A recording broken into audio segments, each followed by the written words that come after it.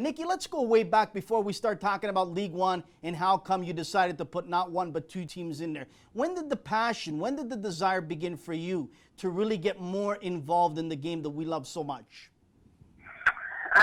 That's a very good question. Actually, the desire has always been there, starting even as a child. You know, I was raised in a small town in southern Ontario in an immigrant family. I'm first-generation Canadian, and soccer was the sport of choice in our family. My father, in fact, coached all of his daughters. And fast forward 20 years, and now here I am in a big city as a mother of two daughters who also love soccer. And soccer is still the sport of choice in my family. And in addition to that, I am a cardiologist and run my own cardiac practice, including sports cardiology, screening all sorts of athletes, both varsity and pro, soccer and other sports. And so as I got older and saw the desire grow in my own daughters' lives as well, I thought it was a great opportunity to become more involved, not only as a soccer mom, but as a business owner, as a sports cardiologist, and as a mentor to both men and women who are athletes. Nicki, let's go back. I'm interested to find out from you how those car rides were back home with your dad and your sisters and playing those games. Was he analyzing it? Was he saying, good game? Was it the silent treatment? What was it? Well, my father is never has a moment of silence. One day, in fact, he's coming to visit this weekend so that he can see our Sanjaxx teams play tomorrow night and Sunday morning. But my father is not a quiet person, very enthusiastic, very passionate, much more than me even. And whenever he was coaching, he never spoke much. He just had to look at us, and we knew what he wanted. That's outstanding. That's outstanding. Nicki, let's fast forward now. You've got yourself into League One, and obviously you did your homework before you entered League One. You're in with two teams, male and female. Obviously, yeah. You mentioned about your daughter, and you've got a special affection for the women's game, but you're also in the men's game. And let's talk first about the men's division. It is a real strong division. We've got Oakville, Vaughan, TFC, Woodbridge, on and on, real strong teams. What is the goal for you in this first year for the men and the women? Is it really just to get that exposure for these young players on your team and get their feet wet?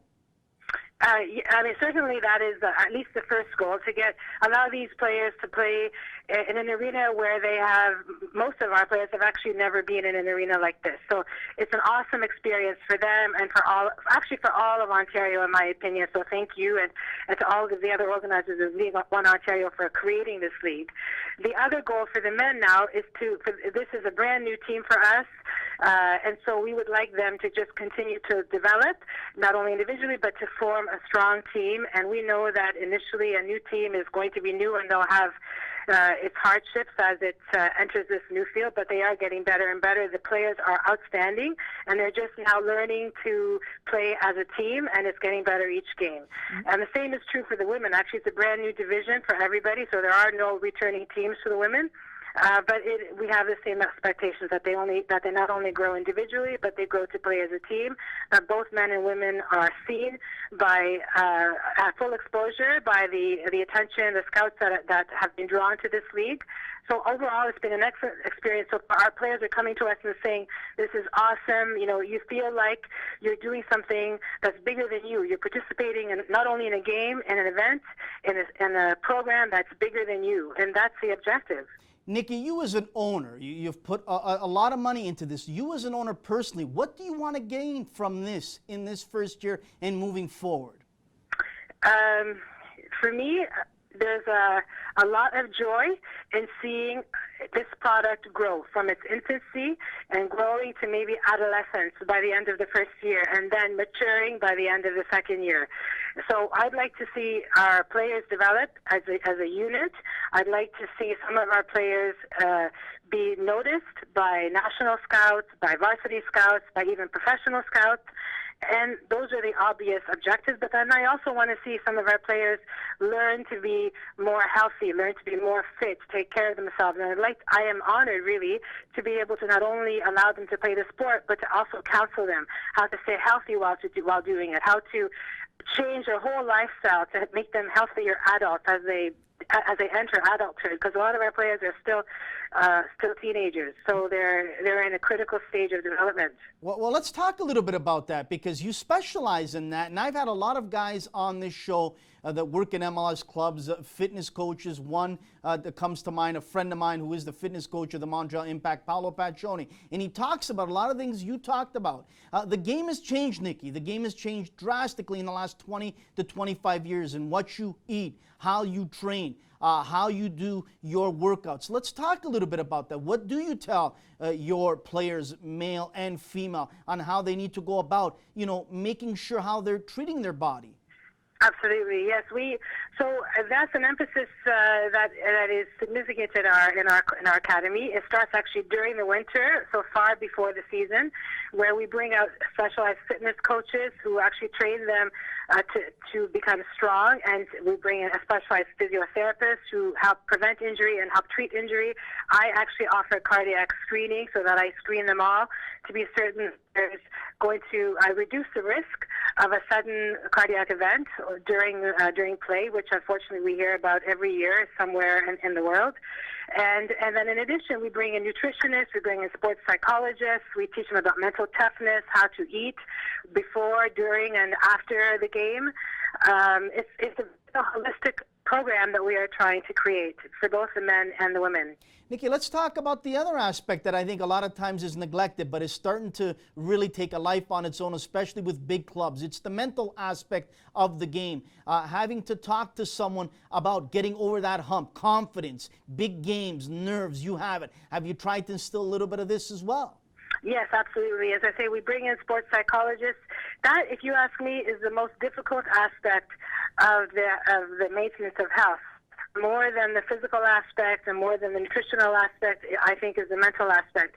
Because for a lot of these people, they are nervous. A lot of these players are nervous before they go on the field, or else they get discouraged when the first goal is scored against them, and they are unable to retain their focus and their grit, so to speak, and that is something that comes with maturity. But that's a quality that if they can overcome that, if they can gain that confidence and that perseverance in the sport, then they'll transfer that to every aspect of their life, be it to their work life or to their family life. So I think overall, every player, once they leave Sanjaxx, once they're older, they become an alumnus of our program, I see them not only as the best soccer player that they could have been, but better people than they were coming in. Nicki, your men take on TFC, if I'm not mistaken, tomorrow, and your women, I think, on Sunday, if I'm not mistaken, take on A&B. A big weekend for you. Your home opener, you hit it out of the park. Literally, minutes after he announced his retirement, standing next to me, standing next to you, Canadian legend, MLS Hall of Famer, Dwayne De Rosario comes to do the ceremonial kickoff for your home opener. How great was that to have him there and be part of this momentous day in your club's history? Yes, absolutely. We were so honored and so thankful to have Dwayne visit us, especially in that time of his career. Laza has known him for a long, long time, and he's a spectacular player and a wonderful person, and we know him and his family as well.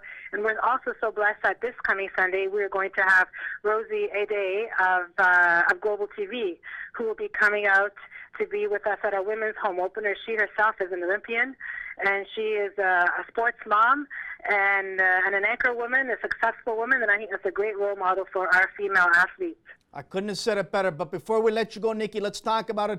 The world is coming to our country that we love so much to watch the Women's World Cup. Canada tomorrow, starting it out. It is an unbelievable day in this country's history in the game we love so much. I'm sure that you and many of your ladies there are going to be glued to watching a lot of the games in this Women's World Cup. What does this mean for our country, Nicki? What does it mean for people like yourself that have taken hard-earned cash out of your pocket to own a semi-pro team for the future of this country?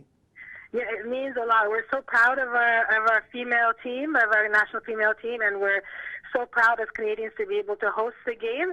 It's a great accomplishment, and I wish the team well. I hope that they compete well and that they do the best they can do, but I hope that it doesn't stop there.